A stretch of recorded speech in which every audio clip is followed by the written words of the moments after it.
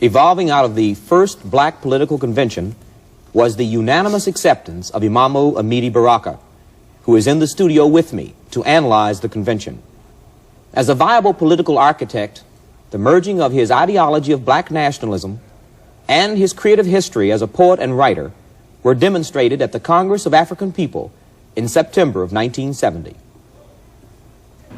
The nationalist must be the spine to the black nation, not some kind of weird projection off the side of his head going off at a right angle. The nationalist must be the spine of the body of the black nation. What the nation does, the nationalist must make him do a little better, a little faster. If it's slow, it's because we slow. You understand that? But the minute you put yourself away from the people, no matter how backward and corny you might think they are, then you are isolated, standing there by yourself, and you will get killed. You will get killed, and it's not about being killed. Liberation is not about being killed. We are not interested in no suicide. We want to live. We want a new life. We want a life that we remember vaguely sometimes in the back of our heads as a liberated African people.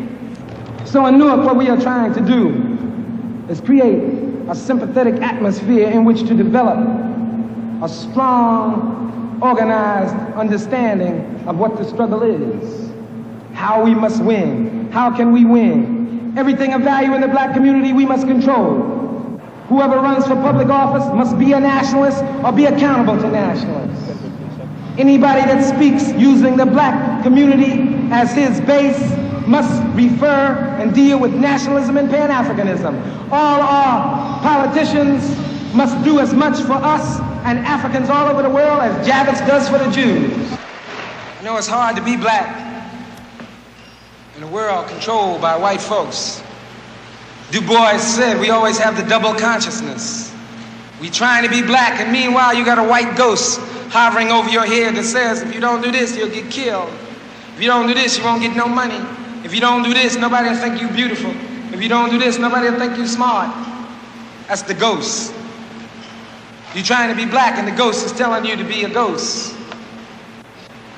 We hope you won't submit. In Newark, when we greet each other on the street, we say, what time is it? We always say, it's nation time.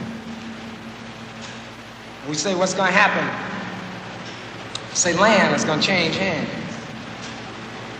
Say, what time is it? Nation time. And what's going to happen? The land's going to change hands. Now you think about that. That's what it's about. Nationalism is about land and nation, a way of life trying to free itself. So the next time somebody asks you what time is it, you tell them it's nation time, brother.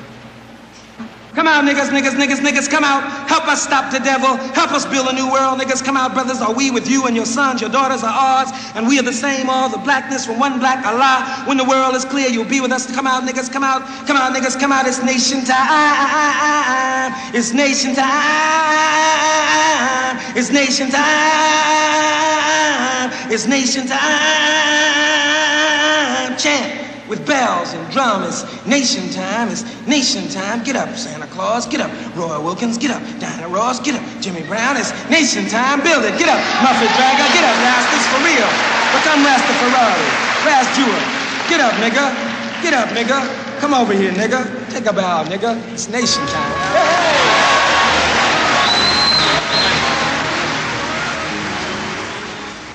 Brother Baraka, I think more than anything, that film shows the combination of you as an artist and as a politician. People are now asking, particularly many of your followers who have defined you as the architect of black art, as well now as the architect of unity without uniformity. Do you consider yourself basically an artist, or now do you consider yourself basically a politician? Well, I don't see the division. I think that those kinds of divisions are basically artificial. When we were dealing with redefining aesthetics from a black point of view, one of the points that we tried to make is that there is no division between art and life, or politics and life. You know, it's a particular way of defining things at a particular time. We believe that that the development of black people depends on their first unifying. And it also depends on them being able to create political structures, you know, actual structures to transform their potential into power, you see. And in that kind of thrust, artists are necessary, black artists are necessary, black politicians are necessary, black economists are necessary, you see. People in diverse walks of life are necessary. But I don't see the division between the black politician and the black artist. I think all of that energy is necessary, and it all needs to be focused in the same direction. That is the creation of a strong national black community. I think one thing that's affecting everybody, even the people perhaps that believed in you, is that it looks as though now you're not just talking, you're really pulling it off. And obviously this film goes back a few years. You've been talking it a few years even before that. I'd like to address myself to this question. You were one of the 3 co-chairmen, along with Congressman Charles Diggs and Mayor Hatcher of Gary. And universally, everyone, including, I might add, the opponents of the convention, and you in particular, are writing and televising that you are the only man, perhaps, who could have held that convention together. How do you react to that? Well, I think if that's true, and where it is true, it's because of our belief, that is in the Congress of African People, Committee for Unified Newark, it's our local organization, that without the entire nation of black people, then there is no hope for real progress. That it's all right for us to have personal ideologies. You know, we're all in favor of personal and very strong ideological commitment. But also we believe that, you know, if you are like a good Christian or a good Muslim, you know, or I'm a good nationalist, you know, it's actually futile for me to try to convert you to my ism. I think what we have to look for is the easiest point at which we do merge, at which there is some real communion. And that's following to a certain extent what Malcolm X said when he talked about the unity of groups, and that the strength of the black community would come when we learn to put aside our petty differences, our petty sovereignties, and transcend those kind of petty concerns to reach a stronger kind of unity. And I was impressed, my trip to Africa, by the kind of diversity in, say, liberated nations like the Republic of Guinea and Tanzania, where there's real diversity, where you have Christians and Muslims and different tribes, you know, Maasai, Chaga, Kikuyu, but yet within the framework of a national kind of consciousness and a national kind of unity, they're able to sort of put those diversities together, you know, and come up with a national agenda. And that was the concept behind the convention. Well, the concept at the convention, if sticking in the context of your statement, was various tribes coming together with various tribal chiefs. The tribe, I might add, from Michigan, the Michigan delegation, and their tribal chiefs had perhaps a little different concept of unity without uniformity, perhaps, than the basic philosophy of the convention. Well, I think some of the people from Michigan, the ones who walked out, because didn't all of them walk out, as a matter of fact, part of the delegation stayed and elected a new chief, as a matter of fact. But I think some of the people that did walk out were accused of being representatives of the United Auto Workers, the UAW. They said the UAW had paid their way to the convention.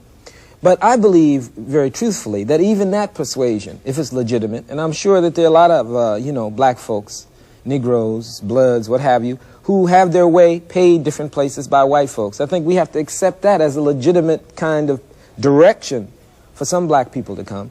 But I think those people have to realize that, again, they can have an input into the total assembly of black folks, but they can't dominate it. The only thing that can dominate is what is really can be considered by the majority as something which will benefit that majority. I think the majority always has the right to decide, you know, and the minority always has the right to be heard, you know. But I think there has to be, you know, that kind of interreaction where each group knows that finally what you're after is some kind of, you know, transcendent, some kind of dialectical reality that takes into consideration opposites and then makes a better truth out of those opposites. Okay, acknowledging your success as the, I might say, moderator at the convention, and the fact that some 8,000 blacks got together and did some of the things, many of the things you're talking about. One of the major magazines wrote recently that that convention really didn't represent a diversity of black America. Well, I think that the only way they could have said that is not be there, because in all my days of being, you know, around different places, I can truthfully say that that was the most diversified group there. I think we had within that 8,000 people, and I guess those 8,000 were the ones that we could see in the school. There were another 3,000 or 4,000 that came in and around the city of Gary and the city of Chicago that never even got to the convention. But the 8,000 or so that we saw, there were absolute diversity. There was the so-called black integrationists and the so-called black nationalists and the Muslims and Christians and black Democrats and black Republicans. It was a very, very diverse group. And I think what we have to do is see ourselves as that kind of diverse group. We are not a monolithic people. And people keep saying, well, what does the black community think? First of all, it's necessary for us to create the black community.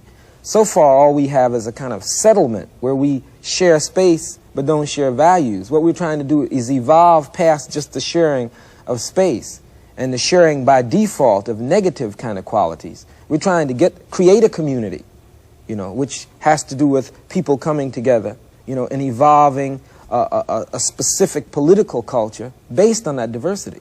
Well, once we can accept the fact that we are diverse, we're not monolithic, you know. And just like the white community, nobody says, well, what is the white community saying? If they can have, like, Jerry Rubin and Richard Nixon, you know, both claiming to be white folks, I think that we can at least claim some kind of diversity, you see, and still see ourselves as having a common direction, you know, finally, that we can work out with a little kind of effort and a little science. In practical terms, what can we do? We are, I think, 13 million registered voters. Something like 6 million blacks either don't vote or are not registered. We're 13 million, I believe, potential black voters. How can we, in a pragmatic way, how would this political convention, a political agenda, how is that going to, in a practical way, affect American politics? Well, I think one of the important things that come out of the convention, a steering committee has been named, chairmen from 50 different states, plus national organizations, to put together a method of electing a National Assembly, which would be about 427 black folks, a minimum of 2 per state, and the rest proportionally elected. Actually, 10% of the amount that came to the convention. Now, what this assembly would try to function much like a Congress or a National Assembly of a nation, of a country, which would very consciously try to involve these diverse groups on a continuous basis. And there'd be no attempt to, like, dominate by one group, that all the groups would be able to come together in a well-organized, you know, evolving political structure. We need a political structure, a concrete political structure, whether we call it a party or we can call it a banquet, you can call it anything you want to. But we need a concrete political structure that will allow black people, even though they might be black Democrats, they can remain black Democrats as long as they can also, you know, understand that they should and eventually will feel they must contribute to the development of this black political structure, see, which will even be able to make their functioning within the Democratic Party much more valuable to themselves and to the black community. All right, on a issue basis, does this mean that we should decide to support a candidate who is opposed to busing, who is for busing, who is opposed to community control of schools, who is for community control of schools? Is this the kind of, are we talking, I'm asking, are we talking about organizing around an issue, or are we talking about organizing around a concept of nationhood? We're talking about organizing now around the concept of political power for black people, self-determination for black people. And in that context, specific issues have to be handled according to what benefits the national black community at any given time, you see. So we say on the issue of schools, for instance, what does this National Assembly, what does the great diversity of the black community think about this? What will benefit us? Well, let's look at this scientifically, you know, not out of some kind of like sudden emotionalism. Let's sit down and look at this. How will it benefit us, actually, the majority of us? And then place the weight of our national black community behind that, you see. And by doing that, we'll find that more and more we'll isolate those, representatives of purely white interests that exist in the black community. You see what I mean? Where legitimate black interests will more and more begin to refine and define themselves and to show themselves, you see, and create a kind of legitimacy. Do you think the Democratic Party has taken the black vote for granted? Yeah, I think so. I think that Democrats can take the black vote for granted because most of the people who function in the black community have been Democrats, you see. But I think that's over, certainly. I think that the taking for granted, not only by the Democrats, but any white-controlled institution, or any institution that is not clearly, you know, controlled by black people for the benefit of black people, it's all over. I think that the 70s, one clear thing will come out of this decade is the creation of some strong black political structure that will evolve more and more to a direction giver, you see, for the black community, national black community. Do you think that black people, that this black assembly, should or will, do you believe, relate to the Republican Party? Do you foresee a time, possibly, that we might direct our votes on the side of the Republicans around an issue? One thing that most of us who, you know, were paying attention in the late 50s and the 60s to the African nations and the Asian nations learned is that it's not necessary for you to, like, get in anybody's boxcar. You understand? When you make alliances or coalitions, or when you make deals, you see, you're not giving up your sovereignty. And too often what happens, a weak people, when they make some kind of coalition, they're not really making a coalition, or they're not getting a deal, they're actually giving up their sovereignty. For instance, a small island in the Pacific, you know, can't make a deal with the United States. The United States co-ops them. They go along with the United States. For too long, so-called Negro leaders have not been able to deal from a power base. What they've done is just give up their sovereignty to white folks. What we're saying, when we create our own kind of national base and national kind of, you know, overall structures, then we can deal with people from the basis of power. This is why when you see Nixon going to China, you don't worry about Mao, you know, like selling, you know, his body, his soul to Nixon. Because, you know, the Chinese with 800 million people are coming from a position of power,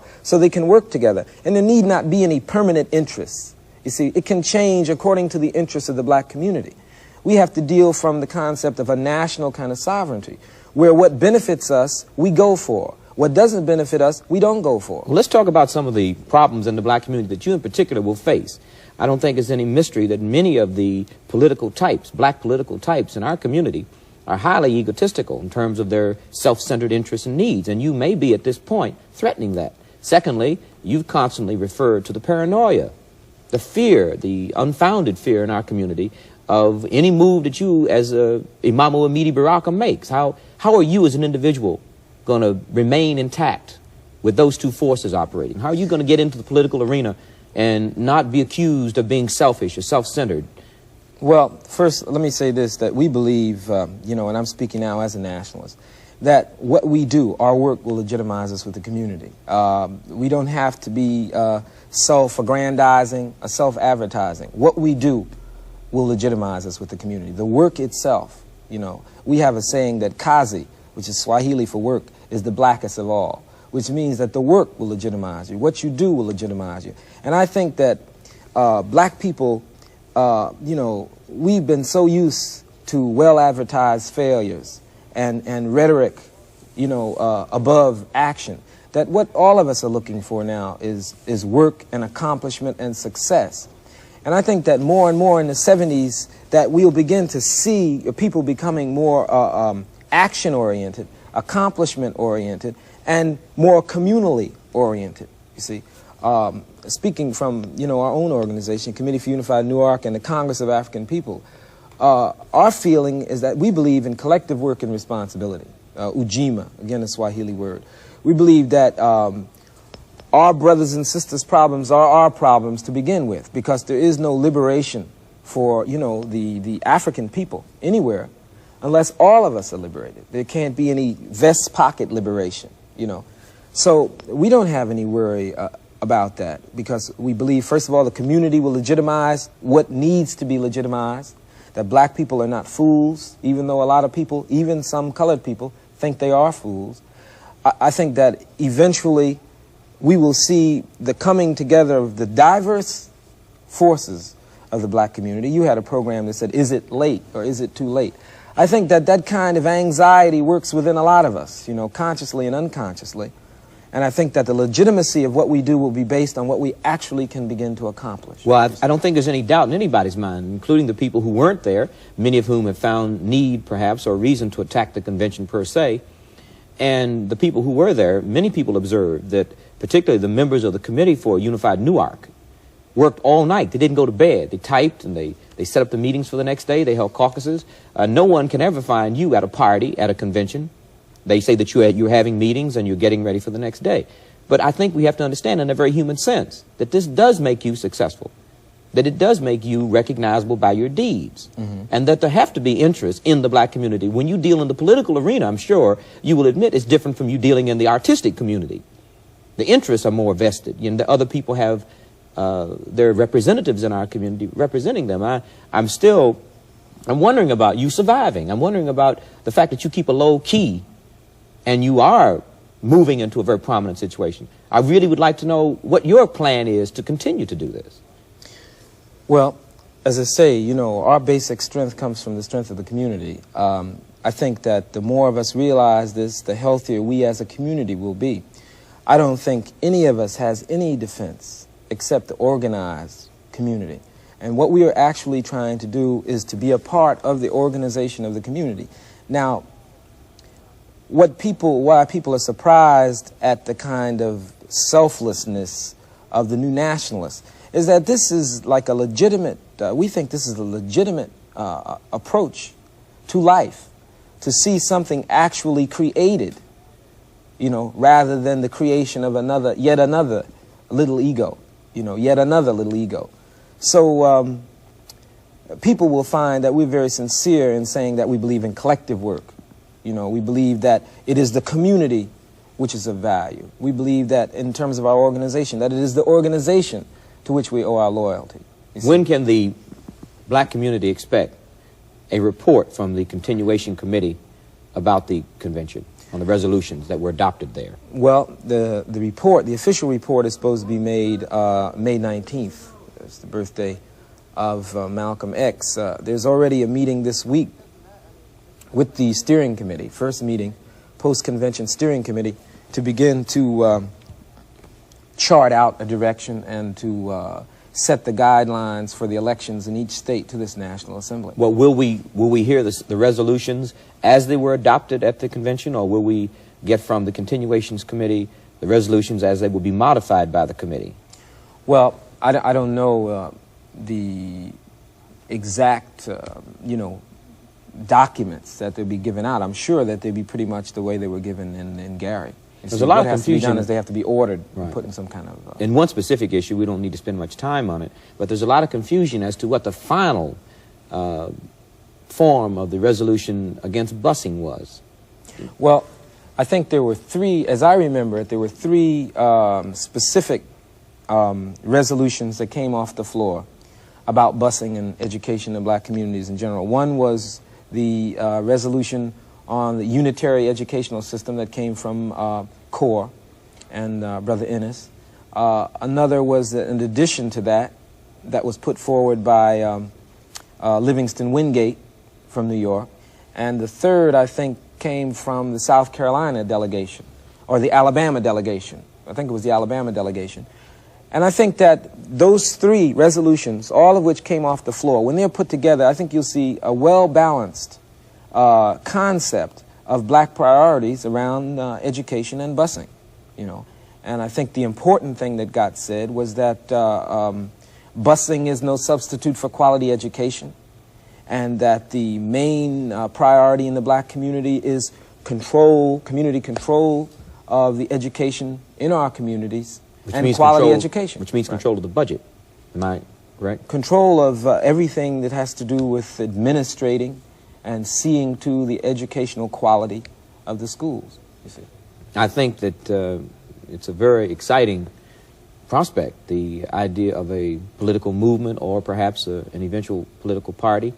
I don't believe that anyone has a crystal ball at this time, but I don't think anybody can doubt the fact that you are and will continue to be a very important figure in that thrust, which obviously seems to be a new thrust for black people and particularly for black nationalism. I'd like to thank you very much for being our guest on Black Journal. And now, the Black National